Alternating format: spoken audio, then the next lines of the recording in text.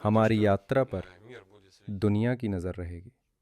इसमें कोई बड़ी बात नहीं है। भारत एक विशाल देश है जहाँ 1.5 अरब लोग रहते हैं, जिसकी अर्थव्यवस्था 7% की वार्षिक वृद्धि दर के साथ तेज़ी से बढ़ रही है और जो दुनिया की प्रमुख शक्तियों में अग्रणी है। ये प्रधानमंत्री मोदी की एक बड़ी उपलब्धि है।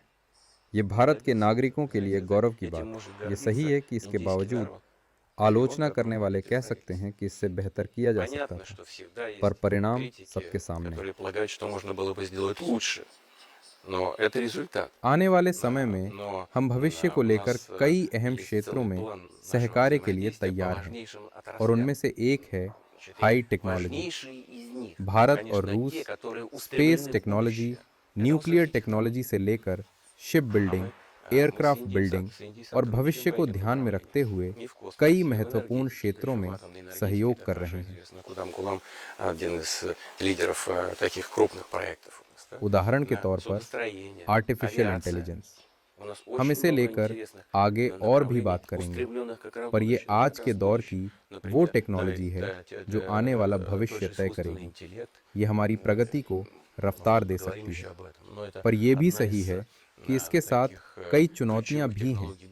हम प्रधानमंत्री मोदी के साथ मिलकर इन्हीं विषयों पर बात करेंगे और वो रास्ता चुनेंगे जो हमारे लिए इमर्ज्ड के समय में सबसे बेहतर हो।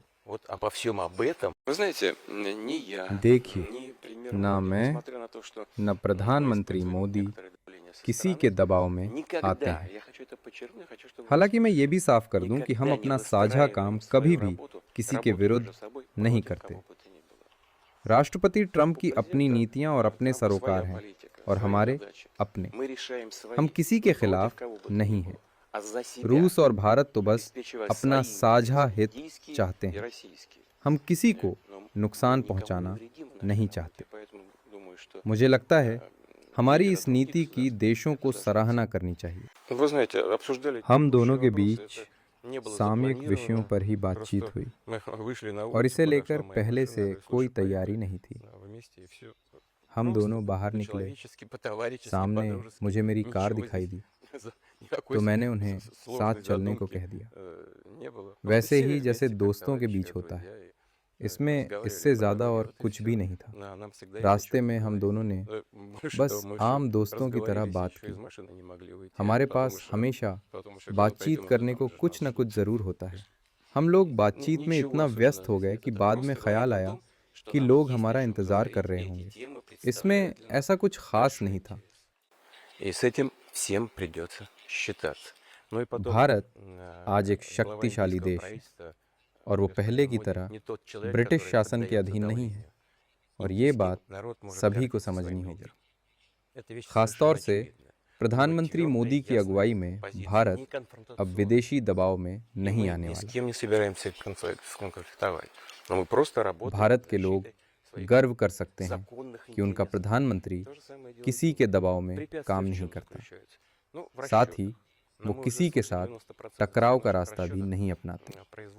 दरअसल हम किसी के साथ भी टकराव नहीं चाहते, केवल अपने वैध हितों की रक्षा चाहते हैं।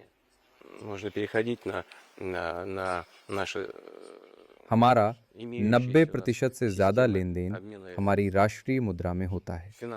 हालांकि बिचौलियों को लेकर थोड़ी समस्या आती है, पर इसके लिए हम साझा व्यवस्था बना सकते हैं जहां रूस और भारत के बैंक बिना किसी रुकावट आपस में लेन देन कर सकें। हम इस पर लगातार काम कर रहे हैं। एक बार ये व्यवस्था अमल में आ जाए तो व्यापार को लेकर बाहरी दबाव से जुड़ी सारी समस्याएं दूर हो जाएंगी।